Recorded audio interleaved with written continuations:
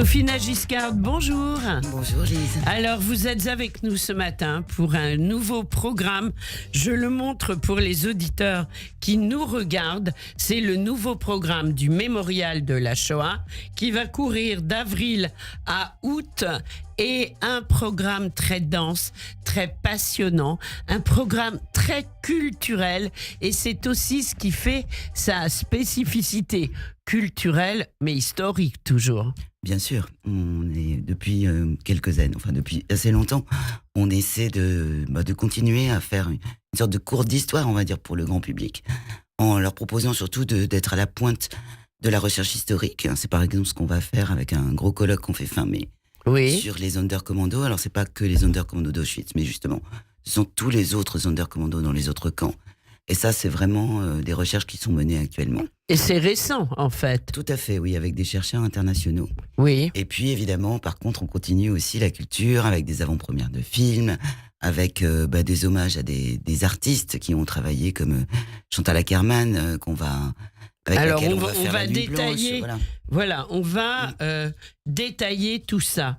Donc, un nouveau programme, comme je le disais, au Mémorial de la Shoah, rue Geoffroy-Lanier, c'est toujours un événement et c'est une vraie saison culturelle. Alors, on va commencer peut-être par une expo inédite au Auschwitz-Birkenau, vue par Raymond Depardon.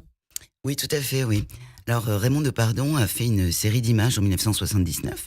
Alors, ces images ont été publiées notamment dans Paris Match et dans des magazines internationaux. Oui. Mais elles n'avaient jamais fait l'objet d'une exposition. Et Raymond Depardon a accepté qu'on fasse cette exposition. Voilà. Donc, on va l'ouvrir le 26 juin. Et on est très heureux parce que c'est vraiment une vision du camp d'Auschwitz. Et il faut se rappeler que ces photos ont été faites en 1979. Oui. Alors, aujourd'hui, évidemment, il y a des photos qui nous paraissent... qu'on a déjà vu, par exemple, la porte de Birkenau avec les rails et tout ça sont des photos qui sont devenues complètement iconiques. Mais en 1979, c'était pas du tout le cas. C'était pas le cas, c'est Voilà. ça. Et c'est ça qu'il est bon de rappeler aussi. Oui, et puis c'est quand même extrêmement intéressant de voir le regard d'un grand photographe sur ce Mais camp. oui. Il est allé en plein hiver. On voit, c'est des photos dans lesquelles il n'y a personne. Ça nous parle aussi de l'histoire du musée d'Auschwitz-Birkenau, du site. Bien C'est vrai sûr. qu'en 79, l'hiver, il y avait personne. Voilà. Oui, c'est Aujourd'hui, vrai. on sait le nombre de visiteurs qu'il y a. Et il donne une vision qui est vraiment... qui est à la fois glaçante et humaine, avec des détails. Enfin, je crois qu'il a vraiment bien compris ce qu'était le camp à la période de son fonctionnement. Bien et sûr. ce qu'est aujourd'hui le musée, quoi. Alors, également à l'honneur au Mémorial, vous allez commémorer le génocide au Rwanda, également les Arméniens. Quand, comment? Dites-nous. Alors, les Arméniens, on a commencé hier, on a installé une exposition dans l'allée des Justes pour fêter pour le 110e, la 110e commémoration du génocide Oui. des Arméniens. Donc cette exposition, elle sera visible dans l'espace public, donc jusqu'au C'est très mois important. de novembre. Voilà, Oui. ça c'est très important. Et vous travaillez avec des organisations arméniennes? Hier, on a reçu le nouvel ambassadeur d'Arménie en Oui. France. Et oui, bien sûr, on est toujours lié avec les organisations arméniennes, Bien sûr. qui sont comme les organisations autour de la mémoire du génocide des Tutsis, hein, qui j'espère, ont trouvé au Mémorial aussi une maison. Bien sûr.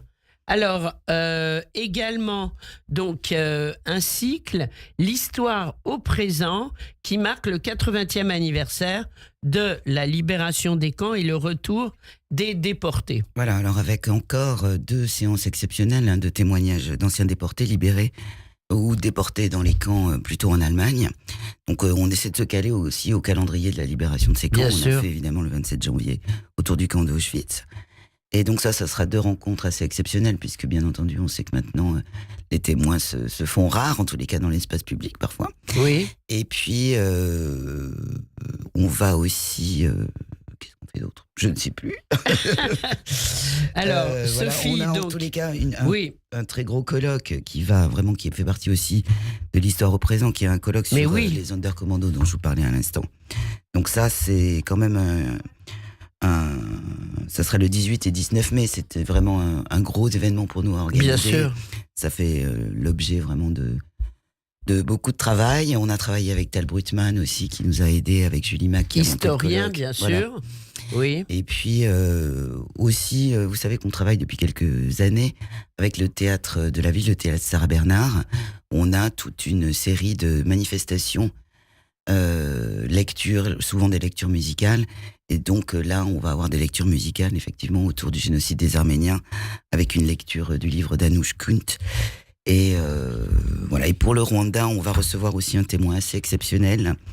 Donc ça, j'invite les auditeurs à se mettre dessus, Bien surtout sûr. la communauté rwandaise, et puis ceux qui ne connaissent pas, parce que c'est un sauveteur, un homme qui a été vraiment extrêmement brave, et dont le parcours de vie un peu se rapprochait de ceux qui se sont Bien sûr. investis aussi dans la Shoah. Pour Alors, sauvetage du- le 7e art à l'honneur aussi au mémorial, avec des films, des avant-premières, et puis un mois d'août avec du cinéma en plein air. Ça va être génial. Ouais, alors là, on commence mardi prochain, mardi 8, avec Oui. l'avant-première de La Chambre de Mariana, et on est très heureux. C'est le dernier film d'Emmanuel Voilà, Finkiel. donc on est très heureux de retrouver Emmanuel Finkiel. Donc voilà, moi j'aime beaucoup le travail depuis toujours. Bien et puis, ça faisait sûr. longtemps qu'on l'avait pas vu. C'est vrai. Voilà. Et puis on a aussi une grosse rétrospective de Alors films de là, Jérôme il y aura Prieur. quand même les acteurs du film, enfin certains qui seront là, lui-même le sera là. réalisateur sera là. Ça va être une véritable avant-première, donc il faut s'inscrire, c'est important. Tout à fait, oui. Voilà. Sur le site du mémorial, il faut s'inscrire. Voilà. Alors, Moi, ça, je pense, mémorialdelashoah.org. On s'inscrit parce que la salle n'est pas multi-extensible et donc... non, mais c'est important de le dire. Si on s'inscrit, on est sûr de pouvoir venir et de pouvoir rentrer surtout. Tout à fait. Voilà. Et puis, donc, je vous disais, on a une grosse rétrospective Jérôme Prieur qu'on organise avec la Bibliothèque nationale de France, la Cinémathèque, et en collaboration aussi avec le Musée d'art et d'histoire du judaïsme. Donc, vous savez, Jérôme Prieur, c'est un réalisateur plutôt de documentaires, c'est un cinéaste quand même, et il a beaucoup creusé l'histoire de la Shoah. Donc, il va y avoir des films un petit peu partout, puisqu'il n'a pas fait que ça. Et nous, au Mémorial, on repasse les films qui sont plutôt centrés sur notre sujet, dont le très beau film qu'il avait fait à partir du journal d'Hélène Baird, que vous avez certainement vu. Bien sûr, bien sûr. Donc ça sera aussi un événement assez important. Ouais. Alors, la nuit européenne des musées. Alors, la nuit européenne des musées, on va, depuis quelques années, on l'a fait, on va lire, c'est Mathieu Amalric qui va venir lire Super. La Trêve de Primo Levi, qui effectivement aussi est un événement qui est un ouvrage, un livre, un texte qui est relié à cette ouverture des camps, à cette fin de la guerre. Bien sûr. Alors, un salon du livre, Oui. les 14-15. Voilà, et 15 juin.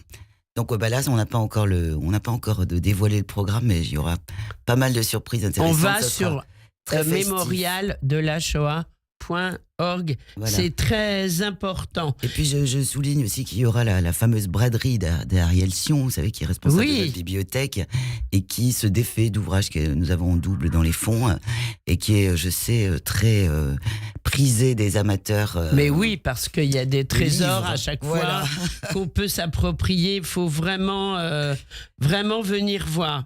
Alors, ça, ce sera pour la 6e édition Tout à fait. du Salon du Livre. Alors, à Drancy également, un mémorial de la Shoah, une antenne du grand mémorial de la Shoah. Ça s'appelle Bleu Nuit, l'art après les camps, une expo de l'œuvre de Shlomo Selinger. Voilà, donc je pense qu'il était vraiment important pour nous de consacrer une exposition à Drancy en face du monument Mais oui. qu'il a construit devant la cité de la Muette.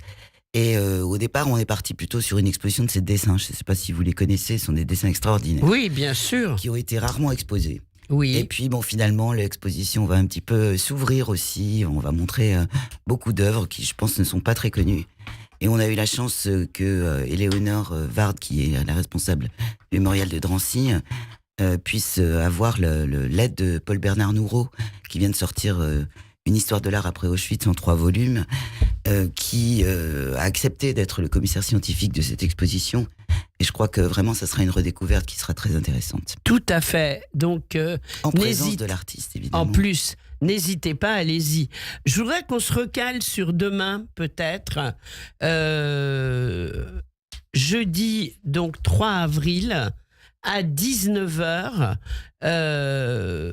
donc une projection en avant-première entre vengeance et justice, la France de l'épuration. Là aussi, il faut s'inscrire. Ça va être un événement. Tout à fait, d'autant plus que ça sera en présence de l'auteur Mais du oui. livre qui a inspiré le documentaire, Laurent Joly, qui est donc un historien avec lequel on travaille beaucoup et que j'aime énormément, qui est vraiment une personnalité non seulement très pointue dans son travail, mais en plus extrêmement sympathique. Et il y aura Fabien Lostec aussi Tout à fait, oui. qui a participé. Donc c'est vraiment des... Est-ce que ce sont des documentaires qui sont appelés à être vus à la télé, Oui, par bien exemple? sûr, ils vont être diffusés, mais Ils vont l'avantage, être diffusés, c'est oui. que nous, quand on présente des documentaires, on a toujours une discussion après, donc que ce soit avec le réalisateur, le conseiller historique, et donc l'intérêt, surtout sur ce genre de documentaires, qui sont quand même des sujets assez pointus, sur lesquels les gens qui s'intéressent à l'histoire se posent encore des questions, c'est une occasion de dialoguer aussi Bien sûr. après le film, et de toute façon on est très ouvert, qu'on soit d'accord ou pas d'accord, la question c'est surtout de parler. Bien sûr. Alors, l'avant-première, la projection rencontre La chambre de Mariana d'Emmanuel Finkel, ce sera en présence de Mélanie Thierry quand même. D'ailleurs, la photo, l'affiche Elle est du belle, film hein. est magnifique, et de Artem Kirik. Et ce sera donc le 8 avril à 19h, et on peut le dire quand même, c'est d'après le roman La chambre de Bien sûr. Mariana de l'immense écrivain israélien Aaron Appelfeld, Bien sûr. traduit de l'hébreu par Valérie Zenati. Et donc ils seront là, et c'est bien sûr Samuel Blumenfeld, journaliste au Monde, qui animera la rencontre. On a hâte de voir ce film Ouais, moi aussi. dont on parle déjà beaucoup. Je Voilà. n'ai pas regardé sur mon ordinateur. Alors, réserver, je crois que c'est vraiment le mot important, il faut réserver. Alors, on a l'impression, en découvrant, évidemment, il y a la collection permanente, évidemment, il y a le lieu à visiter, il y a Yom HaShoah qui arrive à grands pas. Bien sûr, oui. Alors chaque année, c'est vraiment un moment extrêmement important pour Oui. nous. D'abord parce que ça reste un moment, je trouve, extrêmement émouvant pour tout le monde. C'est un moment de recueillement, puis c'est un moment de retrouvailles aussi, hein. Bien Donc sûr. on essaie de faire une programmation qui soit vraiment liée à qu'est-ce que c'est que Yom HaShoah. Donc on va avoir la chance de recevoir Claude Boschurvert, qui a écrit un livre sur Joseph Schwartz, qui sera là. Oui. Donc ça va être formidable. On reçoit aussi tous les jeunes, les EI, les groupes de... Alors ça, voilà. tous les mouvements de jeunesse, Voilà, les tous les jeunes, mouvements de ils sont jeunesse. tous là, ils lisent, ils ont une soirée qui leur est dédiée. Ce que vous faites pour la transmission est exceptionnel, hein. Voilà, bon, on travaille évidemment en lien avec les organisateurs aussi. Bien des sûr. EI depuis des années. C'est vraiment un moment pour nous qui est aussi très important. Bien sûr. Et donc Il y a voilà. la lecture des noms en continu que nous, on donne à entendre sur Radio J aussi. Oui, oui. Également, c'est important de le dire, on est en lien avec vous tous les ans, et c'est un moment très très fort. Oui, c'est un moment fort. Et j'aime bien en plus parce que ça dure 24 heures, quoi. Donc Mais il y a oui. aussi toute cette présence, il y a tous ces gens qui sont là. Et c'est vrai que c'est un moment qui est difficile parce que finalement on lit tous les noms des absents, et Bien sûr, il y a beaucoup de personnes qui viennent lire les noms de leur famille, et c'est toujours très dur à faire, quoi. bien sûr. Mais en même temps, c'est comme le salon du livre, c'est comme la fête de la musique, c'est comme la nuit blanche. C'est, pour moi, c'est vraiment des événements mémoriels qui sont autres, où on a l'occasion aussi de voir des gens qu'on voit pas souvent, de Mais se oui, de se retrouver, rencontrer. de Il y a un parler. côté dans tout ça très convivial. La fête de la musique, je sais que tous les ans, il y a des gens qui me disent quand même, mais c'est la vie. La musique juive, c'est la vie. Ça veut dire, il y a eu la Shoah, mais on continue. Bien sûr. Et cette année, je crois que c'est avec les Mark Sisters, Oui, oui. qu'on adore et qui seront bien sûr présentes. Alors, d'excellents moments en perspective. Je crois qu'on a fait le tour, Sophie Giscard. Presque. On va sur mage.org. Non, Non, sur pardon. Mémorial de la Shoah. Excusez-moi, voilà, j'ai fait... On peut aussi aller sur mage.org. Oui, mais non, si on veut va venir- sur mémorial-de-la-Shoah.org, bien entendu, mémorial de la Shoah, et vous verrez, il y a énormément d'événements. Merci beaucoup d'avoir été avec nous quand vous le souhaitez sur Radio J. Au revoir, merci. Merci. Ça, c'est uniquement sur Radio J.